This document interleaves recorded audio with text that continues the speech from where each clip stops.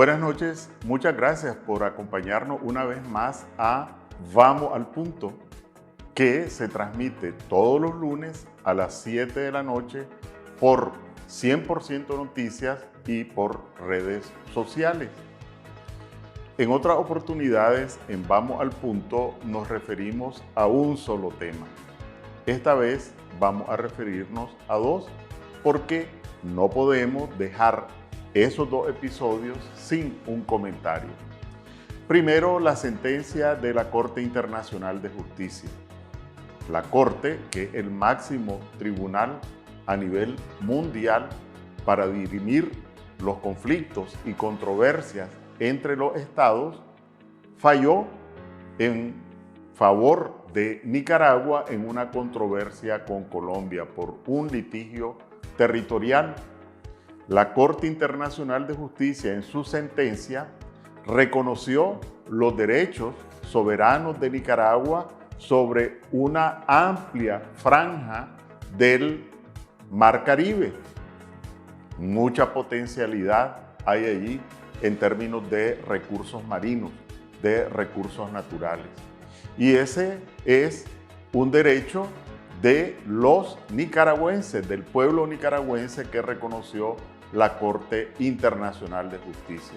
En consecuencia, un resultado, una sentencia que debemos celebrar. Incluso nada, absolutamente nada, nos debe llevar a pensar que ese es un reconocimiento o un aval a la dictadura de Ortega. Lo que se han reconocido son derechos nacionales del pueblo nicaragüense. Eso de ninguna manera ni torna legítima la dictadura de Ortega, ni respaldar la sentencia significa respaldar o avalar la dictadura de Ortega. Todo lo contrario, debemos agregar dos comentarios a ese hecho. Primero, sobre Colombia.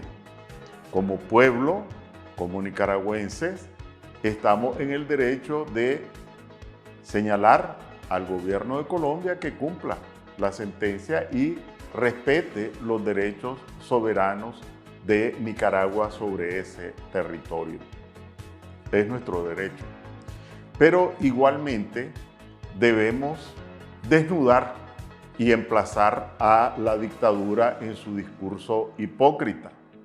Mientras por un lado habla de soberanía, el mismo que habla de soberanía y respeto al derecho internacional es el mismo que respalda la invasión militar de Rusia en contra del pueblo de Ucrania.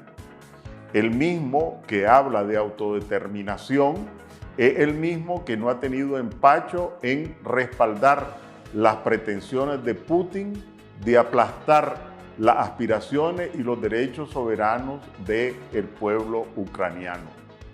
Ortega nos demuestra una vez más que es un hipócrita. Pero, por otro lado, también debemos desnudar el discurso hipócrita del tirano, porque mientras habla del reconocimiento de la sentencia de la Corte Internacional de Justicia, es el mismo que ha vuelto las espaldas a la sentencia de la Corte Interamericana de Justicia, que igualmente es un organismo de justicia vinculante y que dictó una sentencia obligándolo a liberar a los prisioneros políticos porque se encuentran injustamente encarcelados. Ortega hace un llamado a que se respete la sentencia de un tribunal, pero ignora la sentencia de otro tribunal que reconoce igualmente derechos de los nicaragüenses. Ortega lo que es un hipócrita.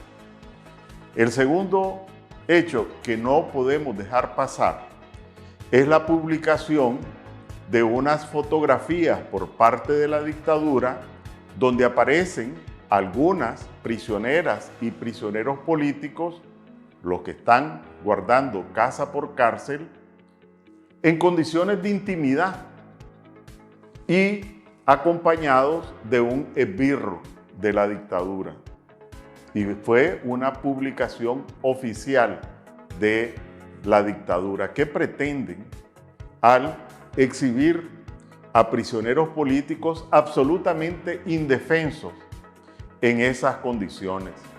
Lisa y llanamente se trata de un acto infame, de un escarnio que solamente puede ser producto de mentes sádicas, porque aprovecharse de la situación de indefensión, aprovecharse de lo inermes de prisioneras y de prisioneros para presentarlos en contra de su voluntad, de esa manera solo puede provenir de mente enferma, de mentes perversas, de mentes sádicas.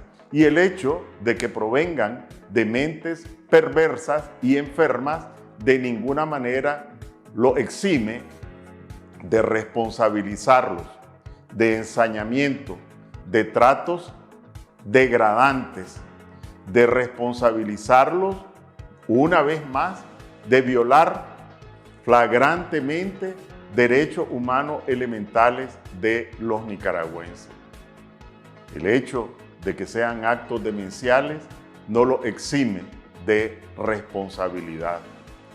Todos nicaragüenses honestos, incluso hasta los seguidores de Ortega que tengan un gramo todavía, un gramo de humanidad, con mucha mayor razón, quienes aspiramos a la democracia en Nicaragua, debemos repudiar este acto infame, esta humillación, este escarnio que solamente puede provenir, como decíamos, de mente enferma.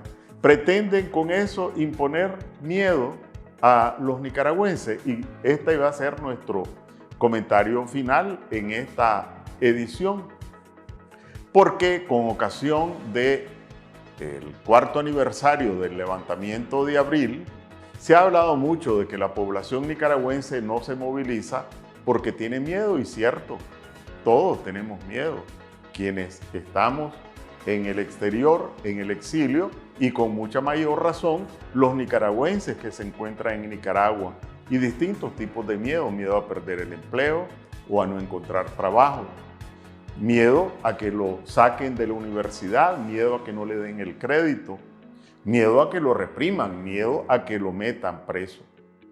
Y ciertamente el miedo es uno de los recursos preferidos de las dictaduras. Pero está estudiado y la historia lo demuestra que llega un momento en que los pueblos rompen las barreras del miedo.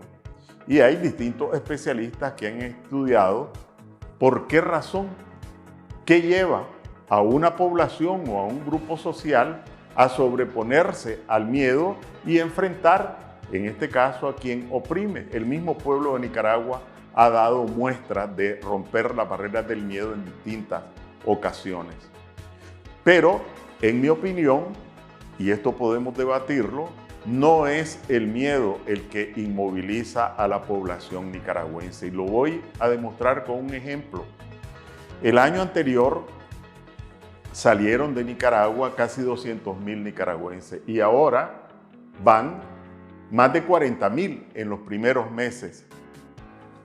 Esos nicaragüenses que salen por tendaladas, como decimos, llevan miedo de morir ahogados en el río Bravo. ¿Cuántas mujeres y hombres han muerto en los últimos meses en el río Bravo? Llevan miedo de dejar sus casas, sus pertenencias o mal venderlas y agarrar ese camino por Honduras, Guatemala, México, arriesgándose a violaciones en el caso de las mujeres, a vejámenes en el caso de los hombres, a extorsiones, a chantajes por parte de las mafias que van encontrando en el camino. Van con miedo. ¿Y por qué se aventuran? ¿Por qué van? ¿Por qué afrontan los riesgos? Porque tienen esperanza. No todos son perseguidos políticos. La mayoría tienen esperanzas de que pasando la frontera van a tener mejores condiciones de vida para ellos y para sus familias. Van a encontrar oportunidades de mejorar la condición de ellos, de sus hijos y de sus familiares. Entonces es la esperanza la que los mueve. En consecuencia, la receta para romper la barrera del miedo es esperanza. Es confianza de que las cosas pueden cambiar. Y allí la gran responsabilidad de transmitir confianza y esperanza es a los liderazgos, a las organizaciones que pretenden encabezar la lucha por la democracia en Nicaragua. Su gran desafío es transmitir confianza al pueblo nicaragüense, transmitir esperanzas al pueblo nicaragüense.